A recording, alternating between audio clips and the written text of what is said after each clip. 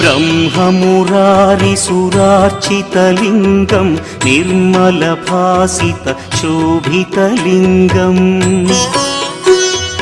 जन्मज दुःखविनाशकलिङ्गं तत्प्रणमामि सदा शिवलिङ्गम्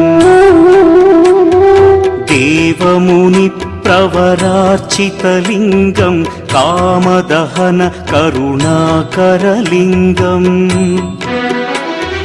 रावणदर्पविनाशकलिङ्गं तत्प्रणमामि सदा शिवलिङ्गम्